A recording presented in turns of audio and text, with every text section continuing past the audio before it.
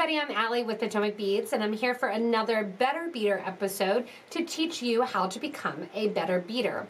One tool that I went over last week that I think is really helpful for you while you're getting into any type of beading, really any type of craft, is to have a caliper.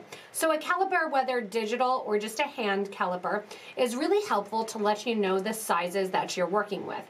If you buy a bead, you're looking at it, you're not sure what size something is, that's when the caliper comes in handy.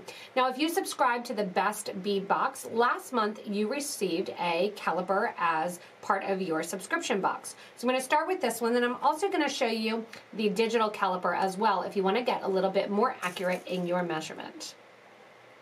So the first type of caliper we're looking at is this plastic hand caliper.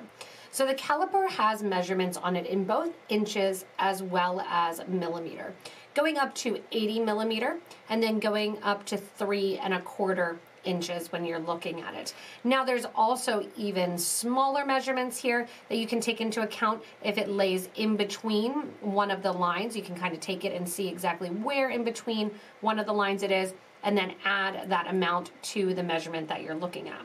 Really, you're going to use these middle lines here when you're measuring something. When you're measuring something, you want to make sure that you're holding it in the correct space. Here we'll have the arm, and basically it's 2 pieces. You have this one's nice because it has a little point at the end. It'll slide up and back the caliper, and you can measure things. Sometimes it will happen that it has a catch, but sometimes they'll disconnect from each other, especially kind of the plastic clear ones. Don't worry about it. Just put it on back together. You're good to go. Now the caliper is super helpful if you know where to hold it when you're measuring something. I have a ring here that I made a while ago, and I can't remember what size the mood portion is on the ring. So I'm going to measure it in case I want to order or get more. When I measure it, you see these little flat lines here. So there's the curvature on the interior here, just a tiny little bit. The flat lines are where I want to measure. So I'm going to go in here, hold it by those flat lines, and I can see right there, it's at 10 millimeter. If I'm looking in inches there, you can see exactly where my line is in inches and measure to that as well. I can pick up another thing if I'm not sure what size ring I have, what size ring I made the example in. This is here, putting it there, that is a 30 millimeter ring, going right to the number. So you want to keep in mind if you're measuring something small, sometimes you can actually have it in the interior here and think that's the measurement. That is not going to be accurate because you need to get it in between those little 2 lines there, the little straight edges. So I'm going to go down to that straight edge and figure out where I'm measuring my little tiny crystal. One other thing you want to look for when you're measuring crystals is you want to, or any beads really, when you get smaller, this is where the digital really comes in handy. You want to make sure that you're measuring it by the actual hole on the bead. So right here, I have this on a reamer. That's a nice helpful tool to hold right there, and it's big enough that I can measure and it sits kind of in the measurement tool. So I know this is in fact a 2 millimeter bicone because I'm looking at those lines and saying, all right, there's 1 line, 2 line, yep, 2 millimeter right in there. When you get down to a smaller bead, like an 11OC bead, it's going to be really hard for you to look and see, yep, that's about 1.052. So it's going to be really hard when you get to really small beads to work with it. But with the bigger beads and looking at them, it's really, really helpful to pick up something, buttons, beads, anything galore, and measure it and say, yep, right there, 14 millimeter, because right there is going to be my 15 mark in between, and I stop at the line right before it. Now when it comes to beads, you may be off slightly, just a tiny bit. It might be 14.5, it might be 13.8 before that 14. Generally speaking, it's going to round up in your measurement. Now the cool thing that I'm going to introduce you now to is a digital caliper. So my digital caliper here, the electronic digital caliper, says it right on it in case you're not sure. I just pulled open the battery case to show you that it does need a battery. It comes with one, but you may need to replace it after some time because it's digital, so it has that battery in there. I'm going to close this back up after adding my battery in, and you can see the measurements here, but you can't see down at the start because you have this digital screen right in front of it. I'm going to turn it on. I'm going to zero it out. Right there.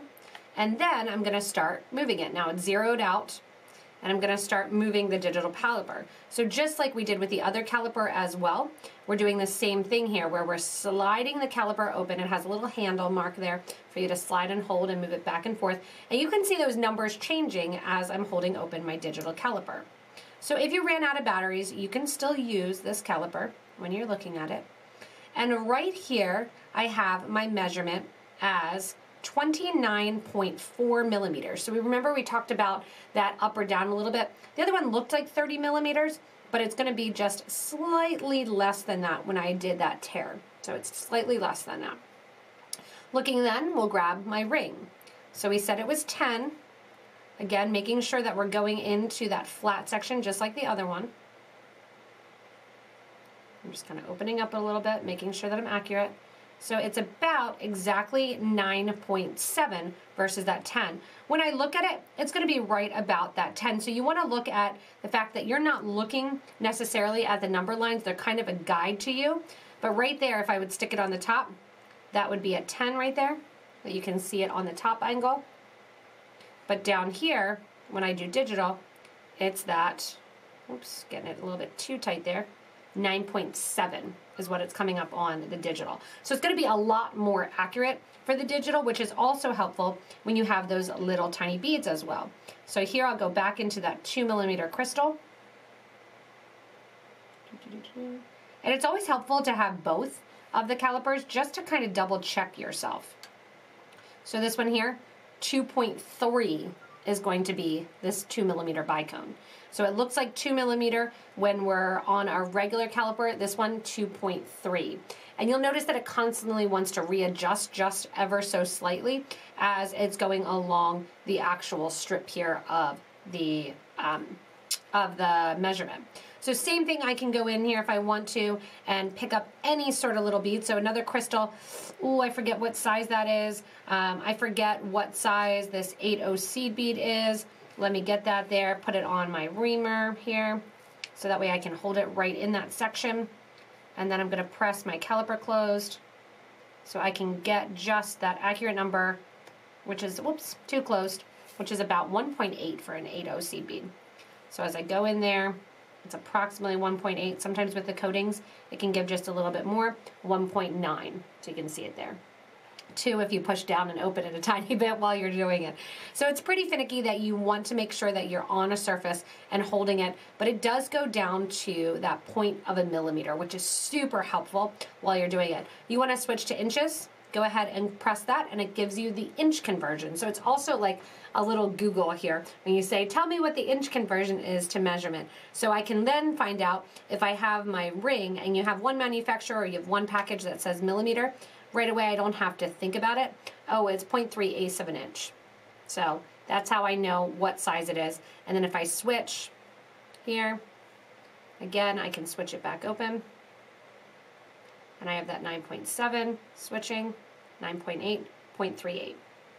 So it's a really, really helpful tool when you're working with it. And again, it goes as big as 4 inches, I think, down here. And it keeps measuring, honestly, past where it is. So you'll see the digital readout.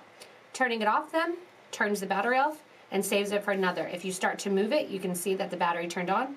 Kick that off again.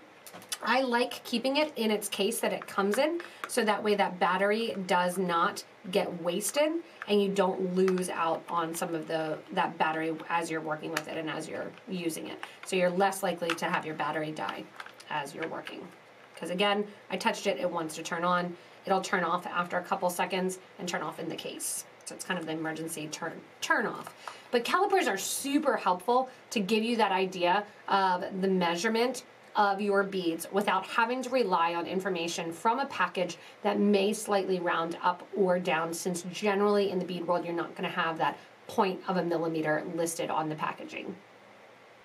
So many of you probably have not used a caliper since high school biology or science class, or maybe even using one in math class as well. But they are super handy for a beader to have I actually was looking for a caliper and walked up to the first desk that I saw, to Jenny's, and said, hey, can I borrow your caliper?